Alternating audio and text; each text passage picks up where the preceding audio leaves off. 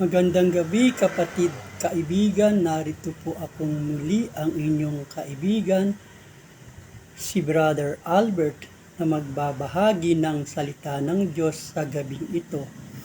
Ang topic ko sa gabing ito ay pinamagatan ko na, What kind of death did Christ die? Anong uri nga ba ng kamatayan ang dinanas ng ating Panginoong Hesukristo? Kapatid, kaibigan, yan ang ating aalamin sa ating pagpapatuloy sa pagtalakay sa paksang ito. Dahil napapanahon sapagkat 5 araw mula ngayon ay ating gugunitain ang mahal na araw. Sa April 3 ay ating gugunitain ang tinatawag na Good Friday. Alam mo ba kapatid, kaibigan, ang pinakamasakit at nakakahiyang uri ng kamatayan sa krus ang dinanas ng ating Panginoong Hesukristo. Brothers, friends, the painful and shameful death on the cross has been experienced of our Lord Jesus Christ. Ganito idinidescribe ng banal na kasulatan ang kanyang kamatayan. Kapatid, kaibigan, si Jesus ay pinatay sa pamamagitan ng pagpako sa krus, isang kaparusahan para sa parusang kamatayan na ginawa ng mga Romanong sundalo na karaniwang tinatawag na krus.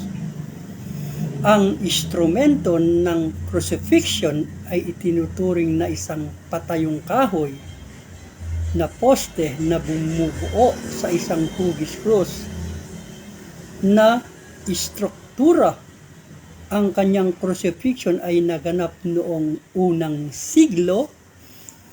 Tinatayang nangyari 30 or 33 AD, na ang ibig sabihin po ng AD ay Anno Domini. It's mean in the year of the Lord. The event is described in the Bible's first canonical gospel, were recorded in Matthew, Mark, Luke, and John. This, the first 4 books of New Testament, recognized by the early church as the official inspired account of the life, teaching, death, and resurrection of Jesus Christ. They are often called the foretold gospel, referred to in the New Testament epistles, and later attested to by other ancient sources. Scholars nearly universally accept the historicity of Jesus' crucifixion. Bagamat walang kasunduan sa mga detalye ayon sa canonical na ebanghelyo, si Jesus ay dinakip at nilitis sa harap ng Sanhedrin at pagkatapos ay hinatulan ni Poncio Pilato na hagupitin. At yan po ay mababasa natin sa John chapter 19 verse 1 na ganito po ang sinabi. Then Pilate therefore took Jesus and scourged him. Nang magkagayoy, tiningnan ni Pilato si Jesus at siya'y hinampas. Sa Mateo 27, chapter 27-26, ay ganito naman ang sinulat. Then released he Barabbas unto them, and when he had scourged Jesus, he delivered him to be crucified. Nang magkagayoy, pinawalan niya sa kanila si Barabbas, ngunit si Jesus ay hinampas at ibinigay upang ipako sa krus. Sa huli ay ipinako nga si krus ng mga sundalong Romano. Atin pong basahin ang Mark chapter 15 verse 24. And when they had crucified him, they parted his garment, casting lots upon them what every man should take. At siya'y kanyang ipinako sa krus at kanilang pinaghati-hatian ang kanyang mga damit na kanilang pinagsapalaran kung alin ang dadalhin ng bawat isa. Alam mo ba kapatid kaibigan na ang ating Panginoong Hesukristo ay pinalikiran ng mga aso? Para lubos natin maunawaan ay ating basahin ang Psalms chapter 22 verse 16 and 18. For the dog have compassed me, the assembly of the wicked have enclosed me. They pierced my hands and my feet. I may tell all my bones, they look and state upon me. They part my garments among them and cast lots upon my vesture. Sa Tagalog po, sapagkat nilikid ako ng mga aso, kinulong ako ng pulutong ng mga manggagawa ng masama, binutasan nila ang aking mga kamay at ang aking mga paa. Aking maisasaysay ang lahat ng aking mga buto, kanilang minasdan at pinapansin ako. Hinapak nila ang aking mga kasuotan sa gitna nila at kanilang pinagsapalaran ang aking kasuotan. Brothers, friends, in the scripture, dogs often symbolize the vicious, unclean, or relentless.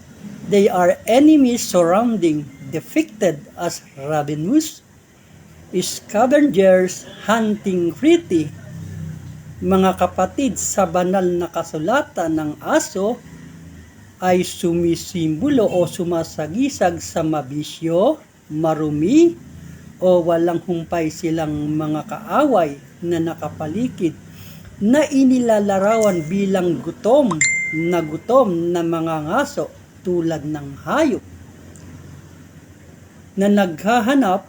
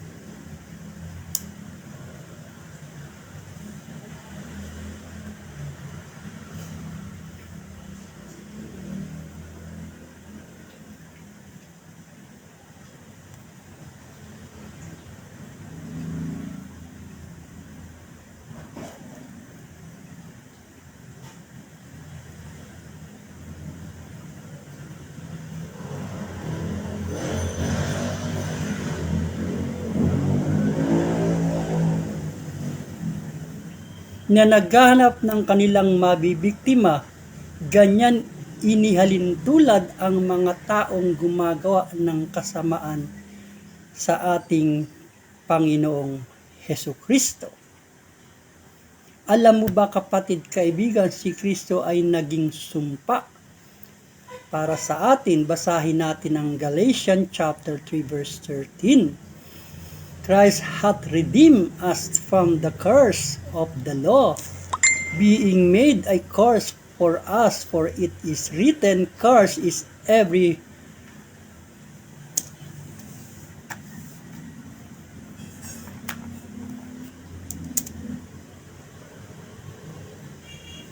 curse. Everyone hath hanged on the tree.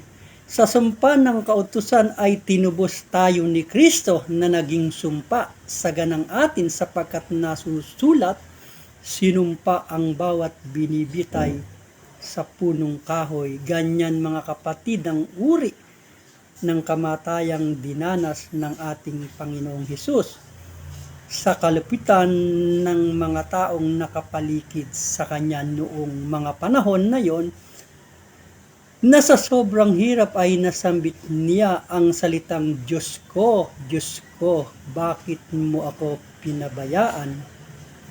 Iyan kapatid kaibigan ay natala sa Mark chapter 15 verse 34. Atin pong basahin, and the ninth hour Jesus cried with a loud voice saying, Eloi, Eloi, lama sabachthani, which is being interpreted by, my God, why hast thou forsaken me? Atin pong basahin sa Tagalog, at ng oras na ikasiyam ay sumigaw si Jesus ng malakas na tinig, Eloi, Eloi, lama sabachthani, na kung liliwanagin ay Diyos ko, bakit mo ako pinabayaan? Na kung tutuusin, hindi naman talaga nagpabaya ang ating Diyos Ama. Kinakailangan lang na mangyari ang mga bagay na ito, na ialay niya ang kanyang buhay, na siya ay mamatay upang matubos ang tao sa kasalanan, sapagkat sabi sa banal na kasulatan, ang kabayaran sa kasalanan ay kamatayan. Yan po ay natala sa Roma 6:23.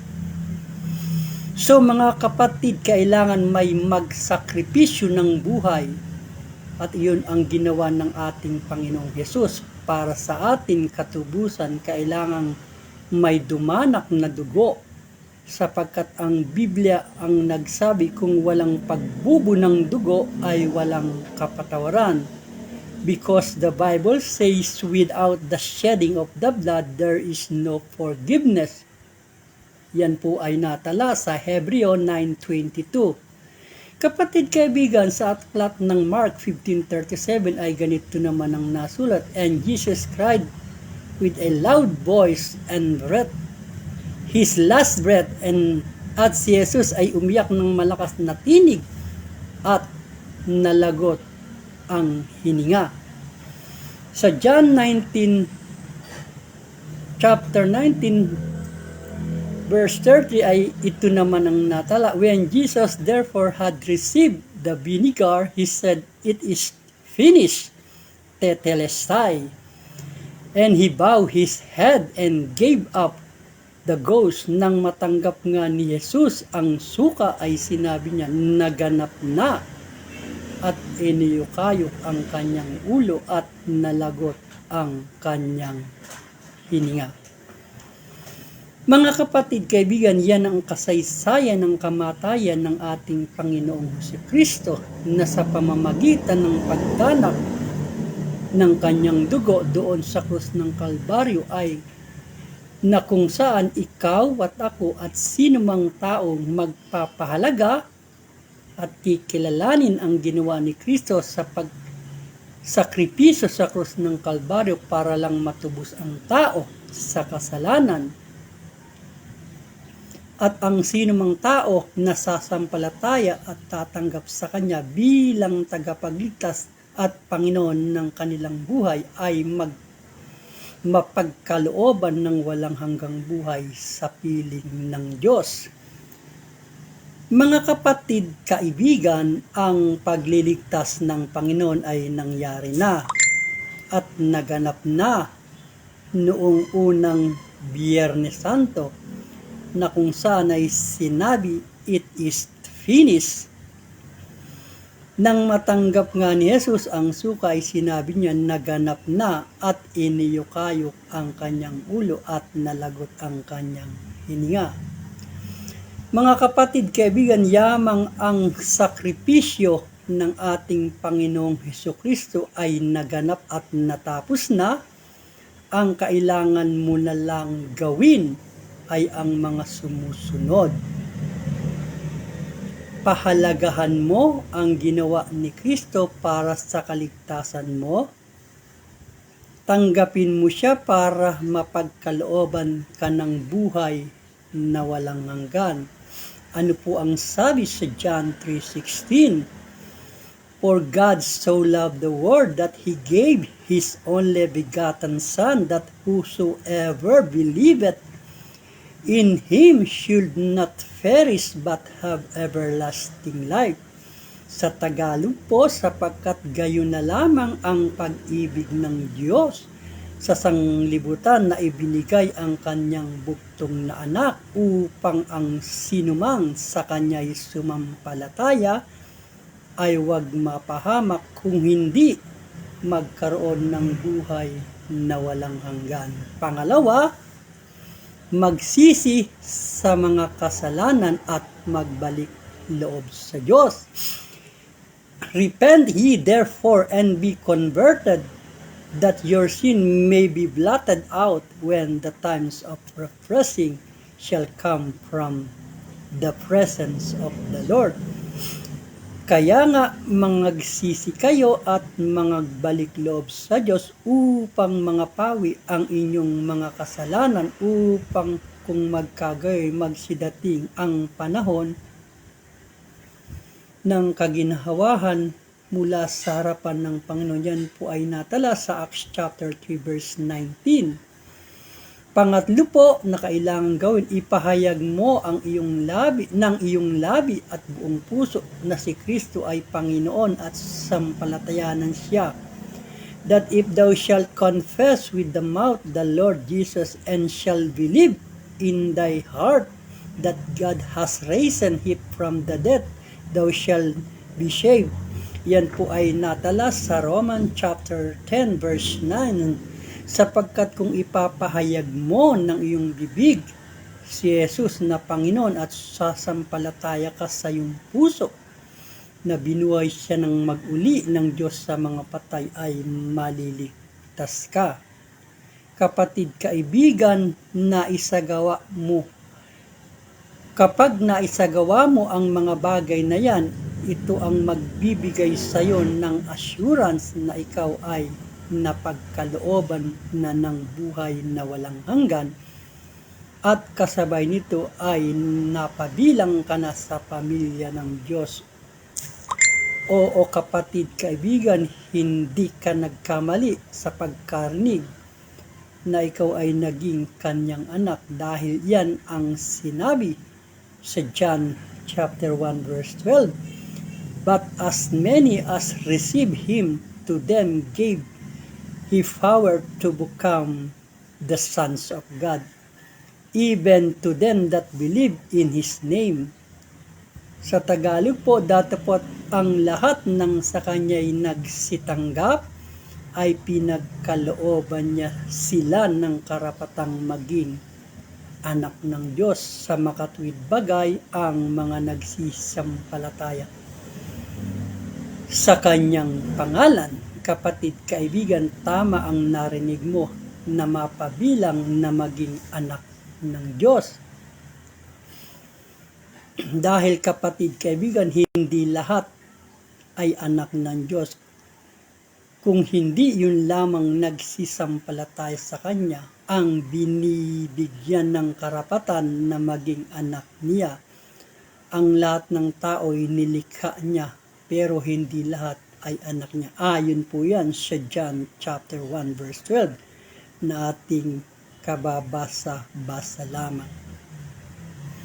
Sana kapatid kaibigan, nakapagbigay kaalaman sa iyo kung sa paanong kaparaanan namatay si Kristo, at kasabay nito ay nakapagbigay din sa iyo ng kaalaman kung paano magkamit ng buhay na walang hanggan na ating ibinigay kani-kanina lamang. Ipinagkaloob sa inyo ni Kristo, at sinumang tatanggap nito ang pagkakaroon ng buhay na walang hanggan. Ay binasa natin kanina ang mga kaparaanan paano magkaroon ng kaligtasan. Kapatid kaibigan, si Kristo ay nagsakripisyo na. Ang Panginoon ay namatay na at nabuhay na. Nung unang Biyernes Santo, ang gagawin na lang natin kapatid kaibigan ay pahalagahan ang sakripisyong ginawa niya sa iyo at sa akin, at pahalagahan ang pagliligtas na kanyang ginawa sa pamamagitan ng iyong pagtanggap sa kanya bilang iyong Panginoon at tagapagligtas. Sa ganon ay mapagkalooban ka ng pagkakaroon ng buhay na walang hanggan. Kapatid kaibigan, minsan lang namatay ang ating Panginoon at hindi na mangyayaring siya'y muling mamatay pa. Siya ay magbabalik sa pangalawang pagkakataon, hindi para magligtas, kung hindi para tubusin o kung hindi para kuhanin ang mga taong sa kanya'y nanampalataya. Kaya kapatid, habang may panahon pa, maaari ka nang magpasya sa iyong buhay ng pagpapahalaga sa ginawa ni Kristo para sa iyo, para lang mabigyan ka ng buhay na walang hanggan sa pamamagitan ng sakripisyong ginawa ng ating Panginoon para sa iyo, para ka lang magkaroon ng buhay na walang hanggan. Sana kapatid kaibigan, huwag masayang ang pagkakataon na ipinagkakaloob sa iyo ng ating Panginoon. Salamat kapatid sa maikling oras ng pagsama sa akin sa gabing ito sa pagtalakay sa paksang pinamagatan ko na What Kind of Death Did Christ Die? Ingatan tayo ng dakilang Diyos sa gabing ito sa ating pansamantalang pagtulog upang bigyang daan kapahingan ang pagod na lupang katawan sa maghapon ng paggawa. Hanggang sa muli, sa kalooban ng Panginoon sa susunod na linggo sa panibagong topic. Maraming salamat. Magandang gabi.